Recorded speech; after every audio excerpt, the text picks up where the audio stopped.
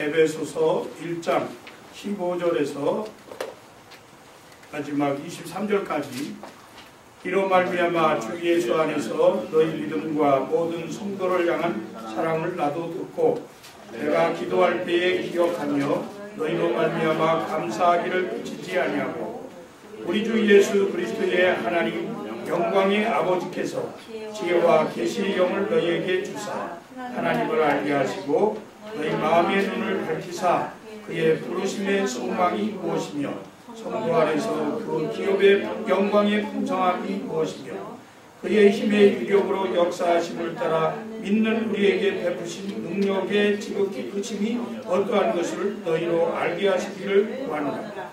그의 능력이 그리스도 안에서 역사하사 죽은 자들 가운데에서 다시 살리시고 하늘에서 자기의 오른편에 앉히사 모든 통치와 권세와 능력과 주권과 이 세상뿐 아니라 오는 세상에 일컫는 모든 일을 위해 뛰어나게 하시고 또 만물을 그의 발 아래 복종하게 하시고 그를 만물 위에 교회의 머리로 삼으셨느니라. 교회는 그의 몸이니 만물 안에서 만물을 충만하게 하시는 이의 충만함이니라. 아멘. 우리는 지난 시간에 에베소서 1장 1절에서 14절 말씀을 통해서 하나님께서 죄인들을 구원하시기 위해서 어떠한 일을 하셨는지 살펴보고 그 말씀을 통해서 은혜를 받았습니다. 하나님은 창세전에 죄인들을 하나님의 자녀로 택정하시고 그리고 성자 예수님은 하나님의 그 구원에 기쁘신 뜻에 따라서 자신의 보배로운 피를 십자가에서 흘려 주심으로 죄인들의 모든 죄를 사하여 주시고 그리고 하나님의 자녀들이 되도록 이렇게 하셨다 그랬습니다. 또 뿐만 아니라 성령 하나님은 우리를 하나님의 자녀로 인쳐주시고 그리고 하나님의 기업이 되도록 이렇게 해주셨으며 하나님의 은혜와 영광을 또 계속해서 찬송하게 하도록 이렇게 성령님께서 도우고 계신다. 그렇게 우리가 말씀을 통해서 깨달았습니다. 이 말씀을 그대로 믿으시면 아멘 하시기 바랍니다. 아멘. 오늘 본문은 성도들의 영적 성장을 위해서 목회자의 간절한 소망을 담은 기도의 내용이라고 할 수 있습니다. 성도들이 이 땅에서 육신적인 그런 복을 받는 것도 중요하지만 그 육신적인 복을 받도록 기도하는 것이 아니라 이미 신령한 복을 받은 성도들이 그 신령한 복의 진정한 의미를 심령 깊은 곳에서부터 깨달아서 영적인 눈을 가지고 이 하나님의 복을 바라보는 그러한 삶이 되게 해달라 하는 기도를 지금 하고 있는 것입니다. 에베소서 1장 15절 16절 말씀을 보니까 이로 말미암아 주 예수 안에서 너희 믿음과 모든 성도를 향한 사랑을 나도 듣고 내가 기도할 때에 기억하며 너희로 말미암아 감사하기를 그치지 아니하고 이렇게 말씀했습니다. 먼저로 목회자는 날마다 성도들의 믿음과 그리고 성도들의 사랑을 기억하면서 기도하고 있다 이렇게 말씀하는 거죠. 바울은 에베소 교회의 성도들이 갖고 있는 예수님에 대한 믿음 그리고 모든 성도들을 향한 사랑에 대해서 감사하고 있는데요. 예수 그리스도께 대한 믿음과 성도들을 향한 사랑과 하나님 나라에 대한 소망을 간직하는 것은 예수 그리스도를 믿는 성도라고 하는 사람들에게 기본적인 그런 은혜인 줄로 믿습니다. 하나님의 구원과 예수 그리스도의 대속의 은혜로 그리고 성령의 인치심과 보증으로 성도들에게 예수 그리스도를 믿는 믿음과 성도들 간에 서로 사랑하는 일이 생겨났는데, 성도들에게 이러한 믿음과 사랑이 있다고 하는 것을 목회자가 듣고 목회자가 기도할 때마다 기억하면서 그치지 않는 감사를 하나님께 하게 되었다고 하는 것입니다. 바울은 사실 에베소 교회뿐만 아니라 데살로니가 교회 성도들을 위해서도 이와 같이 증거했습니다. 데살로니가 전서 1장 3절에 보니까 너희의 믿음의 역사와 사랑의 수고와 우리 주 예수 그리스도에 대한 소망의 인내를 우리 하나님 아버지 앞에서 쉬지 않고 기억하미니. 저는 이 말씀을 생각하면서 우리 교회 성도들의 믿음과 그리고 사랑의 수고 또 소망의 인내를 기억하면서 바울처럼 저도 하나님 앞에 우리 성도들의 믿음과 사랑에 대해서 감사하는 기도를 늘 드리게 되었습니다. 우리 그레이스 라이프 한인교회 성도들도 이와 같은 믿음과 사랑이 다 있지요? 그렇게 있는 줄로 믿습니다.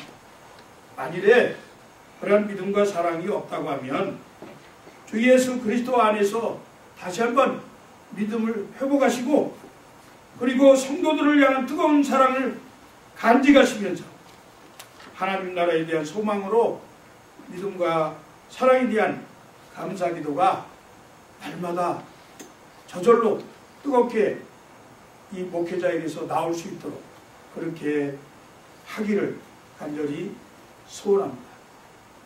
주 예수 안에서의 믿음이라고 하는 것은 단순히 예수님이 우리를 위해서 십자가에서 죽으셨다고 하는 그러한 지식적인 머리로만 인식하는 믿음이 아니라 우리의 삶 전체를 매 순간마다 철저하게 예수 그리스도를 우리 마음에 손님으로 모시는 것이 아니라 주인으로 모시면서 또 예수 그리스도를 인정하고 예수 그리스도를 의지하고 예수 그리스도와 함께 동행하는 믿음, 가정에서, 사회에서, 직장에서, 그리고 교회에서, 그리고 모든 삶의 현장에서 우리 몸에서 드러나는 체험적인 인정되어진 그러한 믿음이 바로 주 예수 안에서의 믿음이라고 저는 생각합니다. 모든 성도를 향한 사랑은 이성적인 낭만적인 사랑이 아니라 우리 주변에 있는 믿음이 연약한 성도를 볼 때마다 또 그리고 그 성도들의 잘못을 볼 때마다 우리의 마음이 힘들고 좀 괴롭지만 상처가 되기도 하지만 오래 참고 견디면서 오히려 연약한 자들을 위해서 수고를 끊이지 않는 사랑, 모든 허물과 죄를 덮어줄 수 있는 그러한 사랑, 예수님께서 모범을 보여주셨듯이 형제와 이웃과 성도들을 위해서 값없이, 그야말로 값없이 자기의 모든 것을 내어주고 목숨을 내어줄 수 있는 그러한 사랑의 수고를 바로 모든 성도를 향한 사랑이라고 말하는 줄로 믿습니다. 이와 같이 예수 안에서의 믿음과 모든 성도를 향한 사랑이 우리 그레이스 라이프 한인교회 성도들에게도 풍성하게 임하게 되기를 주의 이름으로 축복합니다. 여러분, 목회자의 그치지 않는 간절한 기도 내용이 무엇이겠습니까? 오늘 본문에 보니까 하나님이 주신 신령한 영적 축복을 지식적으로 알기만 하고 마음과 영의 눈으로 깨닫지 못하면서 사는 성도들을 바라볼 때 참으로 답답한 마음이 있고 이러한 것들은 아무 유익이 없기 때문에 다만 성도들이 갖고 있는 믿음과 사랑에 대해서 만족할 것이 아니라 성령께서 말씀을 조명하여 주시고 그 말씀의 의미와 중대함을 깨닫는 성도들이 되어서 더 깊은 영적 체험으로 들어가도록 목회자가 그치지 않는 기도를 한다는 말씀입니다. 오늘 본문의 1장 17절에 보니까 우리 주 예수 그리스도의 하나님 영광의 아버지께서 지혜와 계시의 영을 너희에게 주사 하나님을 알게 하시고, 목회자의 기도 제목의 첫째가 하나님을 알게 하시고 라는 것입니다. 교회 와서 하나님을 아셔야 합니다. 말씀을 통해서 하나님을 아셔야 합니다. 우리 날마다 하나님을 알게 해달라고 기도해야 합니다. 하나님을 알기 위해서 하나님의 면전 앞으로, 보좌 앞으로 더 가까이 나아가야 합니다. 하나님의 영을 더 깊이 체험하는 그런 신앙생활을 해야 합니다. 왜 우리가 하나님을 알게 해달라고 기도해야 합니까? 그것은 하나님이 모든 것의 원천이시고 하나님을 아는 지식이 이 세상에서 가장 고상하기 때문에 그렇습니다. 하나님을 알면 모든 것을 안다, 그렇게 생각하시면 돼요. 바울은 그래서 빌립보서 3장 8절에서 또한 모든 것을 해로 여기고 쓸데없는 것으로, 쓰레기로 여기는 이유는 내 주 그리스도 예수를 아는 지식이 가장 고상하기 때문입니다. 하나님을 아는 것이 가장 고상하기 때문에 내가 그를 위하여 모든 것을 잃어버리고 배설물로 여겼다. 그것은 그리스도를 알기 위해서다. 그렇게 고백했습니다. 하나님을 아는 것이 내 지식이나 내 노력에 의해서 얻어지는 것이 아닙니다. 다시 말해서 하나님이 주시지 아니하시면 하나님을 알 수 없다는 말씀이죠. 지혜와 계시의 영은 바로 무엇이에요? 하나님의 영을 말씀하고 있는 것이죠. 사랑하는 성도 여러분, 에베소 교회 성도들이 이미 하나님을 믿고 아는 자들이었습니다. 우리처럼 하나님을 예배하면서 하나님에 대한 지식을 풍성하게 가지고 있었던 사람, 그런데 이미 믿음을 가진 자였지만 하나님을 바로 알지 못했기 때문에 이 목회자가 기도하면서 하나님을 바로 알도록 하나님을 알게 하시고 라는 기도 제목을 내놓았다는 거예요. 여기 안다는 말은 제가 늘 여러 번 말씀드리지만 단순한 그런 지식적인 어떤 획득, 그런 것이 아니에요. 어떤 정보와 어떤 모든 그 자료들을 수집해서 얻어지는 그러한 아는 것이 아니라, 이 아는 것은 남편과 아내가 부부로서 서로를 알듯이 경험적으로 아는 것을 말한다고 제가 말씀을 드렸습니다. 한 부부도요, 결혼하기 전에는 사실 잘 모릅니다. 그냥 연애할 때는 연애하는 정도만 아는 거예요. 그런데 결혼하고 한 이불 속에서 살면서 한솥밥에서 밥을 지어 먹으면서 이렇게 함께 동거동락하고 그렇게 살다 보면 살면 살수록 살아가면서 새록새록 자기 부인에 대해서, 자기 남편에 대해서 자세히 알아가는 거예요. 인격이 어떤 것인지 다 드러나게 되는 것이죠. 그와 같이 하나님은 인격적인 분이시기 때문에 우리가 그저 책 한 권 읽고 이해했다, 그렇게 할 수 있는 분이 아니다, 그 말이에요. 바울이 하나님을 알게 해달라고 하는 것은 한 번 알고 끝나는 것이 아니라 계속해서 하나님을 알게 해달라 하는 기도라고 하는 사실입니다. 지혜의 그 하나님, 또 계시의 하나님, 이 지혜와 능력이 그리고 권능이 충만하신 이 하나님, 우리가 계속 알아도 다 알 수가 없는 것이 사실입니다. 한두 번 우리가 하나님을 경험했다고 해서 하나님에 대해서 다 알 수 있는 것이 아닙니다. 그만큼 하나님은 무한하시고 그리고 충만하시고 그리고 신묘막측하신 지혜가 풍성하신 그러한 하나님이시다 하는 것입니다. 그래서 우리는 날마다, 시간마다, 순간마다 어느 때든지 하나님을 계속해서 알아야 합니다. 우리가 알아야 할 하나님은 우리 주 예수 그리스도의 하나님, 영광의 아버지라고 말씀하고 있습니다. 이것은 우리가 믿는 하나님이 예수 그리스도의 하나님이시고 뿐만 아니라 성육신 하셔서 우리 곁에 계시는 하나님이시다. 임마누엘의 하나님이시다 하는 것을 말씀하고 있는 것입니다. 하나님은 우리에게 자신을 알려주기 위해서 사람의 모양으로 우리에게 오셨습니다. 요한복음 1장 18절 말씀에 본래 하나님을 본 사람이 없으되 아버지 품속에 있는 독생하신 하나님이 나타내셨느니라.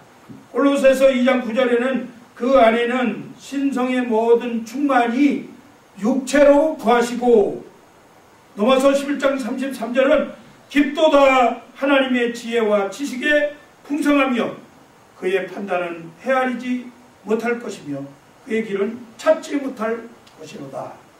디모데전서 6장 16절 말씀은 오직 그에게만 죽지 아니함이 있고 가까이 가지 못할 빛에 거하시고 어떤 사람도 보지 못하였고 또 볼 수 없는 이시니 그에게 존귀와 영원한 권능을 돌릴지어다. 아멘. 이렇게 말씀했어요. 하나님의 본질에 대해서 설명하고 있는 것이죠. 하나님은 우리 가운데 성육신하셔서 오셔서 우리와 임마누엘 하시면서 성령으로, 계시의 영으로, 지혜의 영으로 우리에게 함께 하시는 줄로 믿습니다. 이렇게 하나님은 신비로운 분이세요. 따라서 하나님을 알기 위해서 하나님으로부터 부어지는 그러한 지혜와 계시의 영이 우리에게 충만하게 임해야 될 줄로 믿습니다. 이것이 성령의 조명 아래서만 하나님을 알 수 있다고 하는 것을 증거하는 거예요.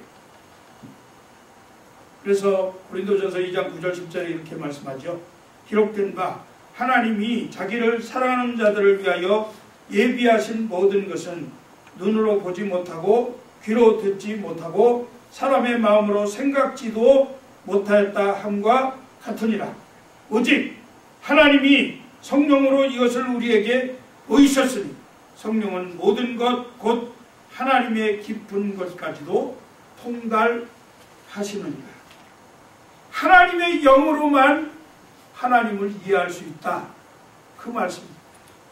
그러므로 우리가 하나님을 알기 위해서는 하나님의 영 성령을 간절히 사모하시고 그리고 그 성령의 충만함으로 우리가 하나님 앞에 더 가까이 나가는 그런 믿음과 사랑이 있어야 된다 하는 것입니다.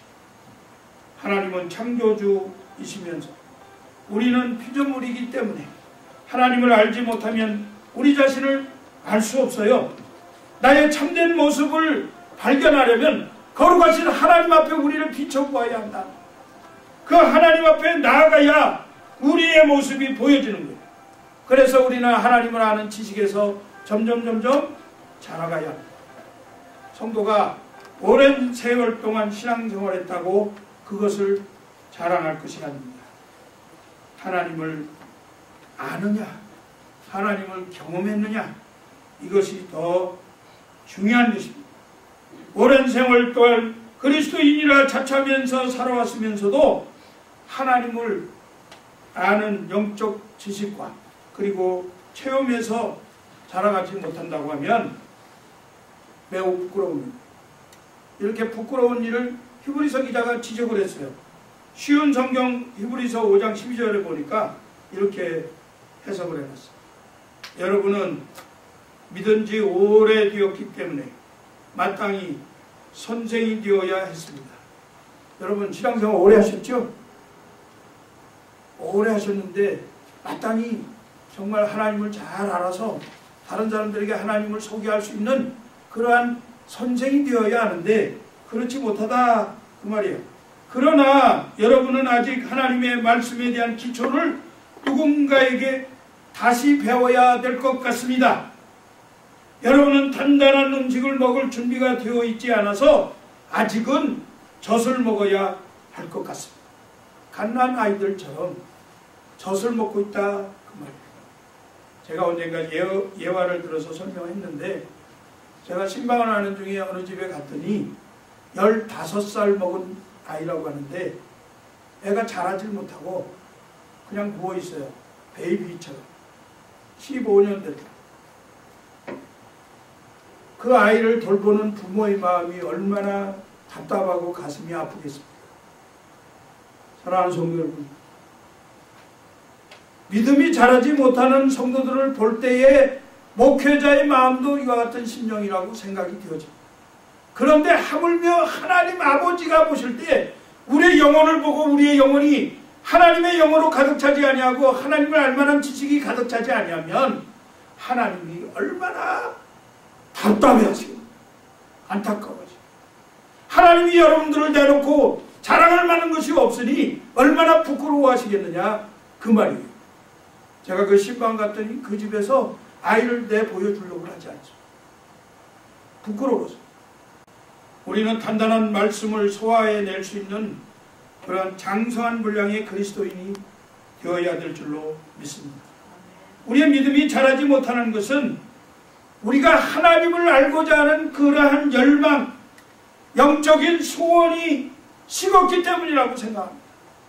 하나님을 알고자 하는 영적 소원으로 가득 찬 우리 그레이스 라이프 한인교회 성도들이 되시기를 간절히 축원합니다. 목회자는 성도들의 마음의 눈을 밝혀주기를 위해서 간절히 기도합니다. 에베소서 1장 18절 19절에 보면 너희 마음의 눈을 밝히사 그의 부르심의 소망이 무엇이며 성도 안에서 그 기업의 영광의 풍성함이 무엇이며 그 힘의 위력으로 역사하심을 따라 믿는 우리에게 베푸신 능력의 지극히 크심이 어떠한 것을 너희로 알게 하시기를 구하노라. 그렇게 말씀하고 있습니다. 목회자가 성도들이 지혜와 계시의 영을 받아서 하나님을 깊이 체험하게 될 뿐만 아니라 더 나아가서 성도들의 영안이 열려서 진리를 바로 깨달아 알게 해달라고 기도하고 있는 것입니다. 진리의 터 위에 굳건히 선 사람들은 어떠한 이야기를 들어도 어떠한 상처가 우리에게 온다 하더라도 흔들리지 않는 거예요. 영안이 어둡기 때문에 육신을 눈을 가지고 보기 때문에 그렇게 이런저런 모양으로 시험을 당하게 되는 것입니다. 사람들은 누구나 육신의 눈을 가지고 있어요. 그래서 육신의 눈으로 사물과 색깔들을 구별하죠. 육신의 눈으로 세상을 구별하는 일에는 사실은 특별한 계시가 필요가 없습니다. 그러나 하나님의 세계, 신령한 세계를 구별하는 것은 다르다 그 말이에요. 영적인 눈이 밝아져야 하나님이 통치하시는 이 신령한 세계는 하나님의 영으로 볼 수밖에 없다고 하는 사실을 믿으시기 바랍니다. 인간들이 이성으로 영적 세계를 이해할 수 없고 그리고 죄로 말미암아서 전적으로 부패한 그런 심령이 어두운 눈을 가지고 하나님의 나라를 바라볼 수가 없습니다. 하나님의 나라는 거룩하고 흠없는 하나님의 자녀들의 그런 신령한 눈으로 볼 수 있는 줄 믿으시기 바랍니다. 그래서 우리는 늘 하나님 앞에서, 거룩하신 하나님 앞에서 자신의 문제를 늘 고백하고 정결하게 되기 위해서 하나님, 나의 부족하고 더러운 것들을 거두어 주시옵소서, 어두운 눈을 밝혀주시옵소서, 이렇게 기도해야 하는 것이에요. 페니 크레스비라고 하는 여인이 있었는데 그 페니 크레스비는 태어나서 8개월 만에 눈을 잃어버렸습니다. 실명을 했어요. 그런데 그녀가 예수 그리스도를 만나고 그리고 인격적으로 하나님을 체험하고 난 뒤에 영적인 눈이 밝아져서 그 뒤에 9,000편이 넘는 찬양곡을 썼다고 하는 사실. 9,000편이 넘는 찬양곡을 쓸 수 있었다고 하는 것은 하나님의 나라를 보았기 때문에, 하나님의 나라를 누구의 눈으로 보는 것이 아니라고 하는 사실을 말씀하고 있는 거죠. 우리도 이와 같이 하나님의 나라를 영의 눈으로 바라보는 그러한 성도들이 되시기를 축복합니다. 여러분, 그리스도인들에게 가장 불행한 사실이 무엇이에요? 정말 하나님으로부터 우리가 신령한 복을 받았음에도 불구하고 자신이 받은 그 신령한 복을 깨닫지 못하고 살아가고 있다고 하는 사실 때문에 하나님이 우리들의 마음을 여셔서 신령한 축복이 얼마나 귀하고 풍성한가 하는 것을 알게 하도록 기도가 절실히 필요하다 하는 거죠. 이렇게 하나님이 우리의 마음의 눈을 밝혀서 깨달아야 하는 진리가 세 가지가 있어요. 첫째는 하나님의 부르심의 소망이 무엇인가, 이것을 깨달아야 해요. 하나님이 우리를 부르신 것은 분명히 무슨 뜻이 있는데, 하나님이 우리를 부르신 것은 그리스도인으로서 사는 삶의 첫걸음을 위해서 이렇게 우리를 부르셨다고 하는 것입니다. 하나님의 부르심에는 목적이 있습니다. 하나님은 우리를 예수 그리스도의 소유로 부르셨어요. 예수 그리스도와 교제하면서 하나님의 거룩한 뜻을 이 땅에 이루도록 하나님의 백성으로 살라고 그렇게 우리를 부르셨어요. 베드로전서 2장 9절 말씀에 보니까 그러나 너희는 택하신 족속이 왕같은 제사장 거룩한 나라 그의 소유가 된 백성이 이는 너희를 어두운 데서 불러내어 그의 기이한 빛에 들어가게 하신 아버지 하나님의 아름다운 덕을 선전하게 하려 하십니다. 하나님은 우리를 부르신 이유가 분명히 하나님의 뜻을 이 땅에 나타내라고 부르신 거예요. 하나님은 우리들이 죄 가운데 고통당하며 신음하고 있을 때에 죄사함의 은혜를 우리에게 주시면서 우리를 부르셨고, 피곤하고 지친 영혼들 하나님의 친백성 삼아서 영원한 안식을 얻도록 하시기 위해서 우리를 부르셨고, 진정 그리스도인으로서 의미 있고 가치 있는 사명을 감당하면서 살도록 우리를 부르셨습니다. 이것이 하나님이 우리를 부르신 부르심의 소망이고 하나님의 은총인 줄로 믿습니다. 두 번째는 성도가 누리는 하나님의 기업의 영광의 풍성함이 어떤가, 그것을 깨달아야 한다. 하나님의 기업이 얼마나 풍성한가, 그것을 우리가 깨닫도록 기도해야 합니다. 기업이라고 하는 것 상속이라고 말씀드렸습니다. 하나님은 성도들에게 하나님의 나라를 상속할 수 있도록 우리에게 기업으로 보증하셨다고 말씀했죠. 성령께서 기업으로 우리에게 보증하셨다. 지난 시간에 말씀했습니다. 하나님이 성도들에게 상속으로 주신 이 하나님의 나라는 영광스러운 나라입니다. 정말로 행복이 가득한 나라, 기쁨이 충만한 나라입니다. 찬송과 영광이 늘 나타나는 그러한 나라입니다. 부족함이 없는, 풍성함이 있는 나라입니다. 그런데 우리가 받아 누리는 하나님의 기업은 비록 장래에 이와 같이 하나님의 영광만 받는 것이 아니라 현재 우리가 사는 이 땅에서 그리스도인으로서 그리스도 안에서 누리고 있는 그러한 신령한 영적인 복들이 풍성하게 있다고 하는 사실을 기억하시기 바랍니다. 우리는 자꾸만 내세에 대한 생각만 하게 돼요. 그러나 내세의 소망은 우리가 간직하고 있지만 현재 우리에게 그리스도 안에서 신령하게 우리에게 주시는 그 복이 있음을 믿으시기 바랍니다. 사실 현재의 삶의 고통 또 어려움 이런 것들을 생각하면 우리 마음의 눈이 어두워져서 정말 신령한 복을 잊고 살아서 그렇죠.